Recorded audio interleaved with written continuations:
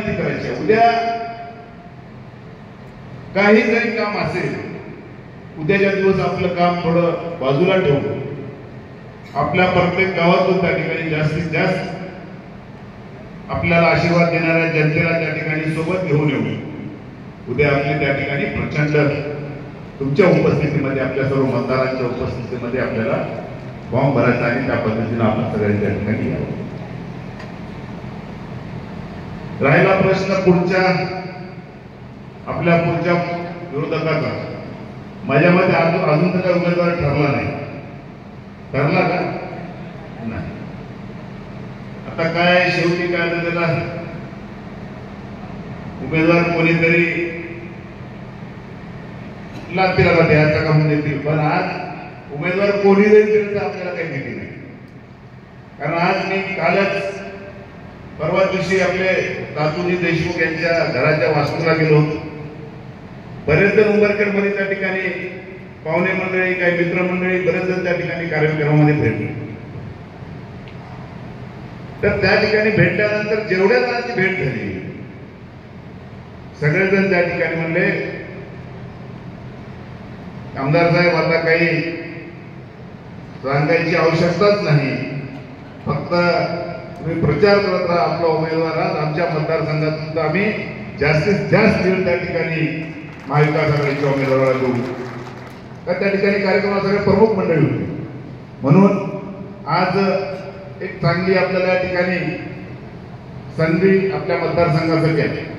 म्हणून जे काही कोणाचे मतभेद असतील राहतात, कारण राजकारणामध्ये थोडंफार चालते. यावेळेस नांदेडचं पार्सल, नांदेडचं नाही वाटते, अजून पलीकडलं होतं ते, हे तिकडे पाठवायची व्यवस्था आता तुम्हाला आम्हाला करायची.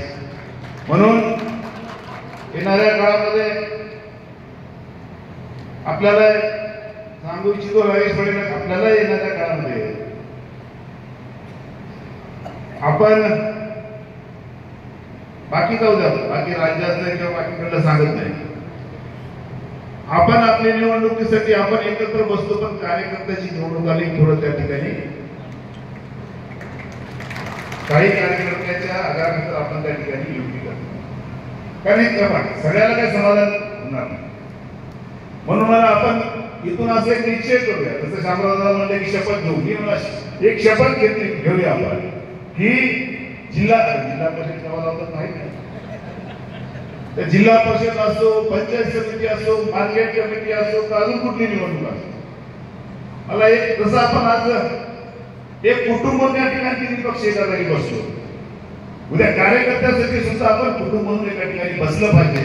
आणि आपण सगळ्यांनी बसून त्या ठिकाणी, कारण शेवटी काय होते, हे कार्यकर्ता माझा नाराज आहेत, ते नाराज आहेत, पण त्या नाराजमध्ये आपल्यामध्ये दुपडी होते.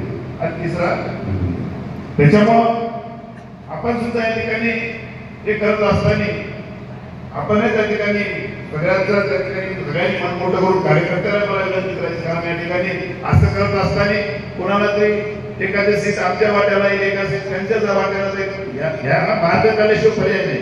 नसताना असे भूत येऊन आपल्या उरावर बसतात. म्हणून हे सगळ्याला कुठतरी मन मोठं करून या ठिकाणी राजकारण करायला लागणार. निश्चित या आपल्या लोकसभेचा काही विशेष नाही.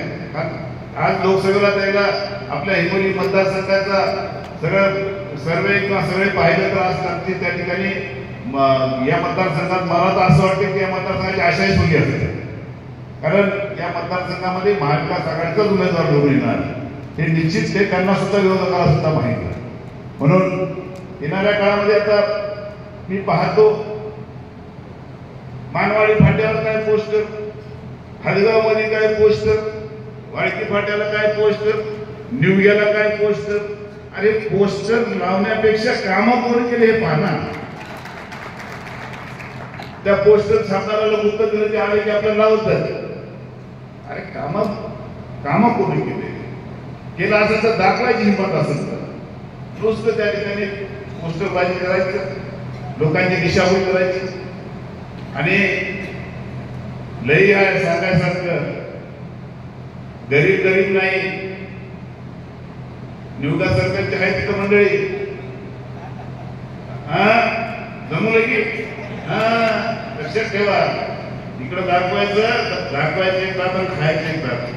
कारण आता वेळ आली, कारण येणाऱ्या लोकसभेच्या निवडणुकीमध्ये आपल्याला सर्वांना एकोप्याने एका जुटीनं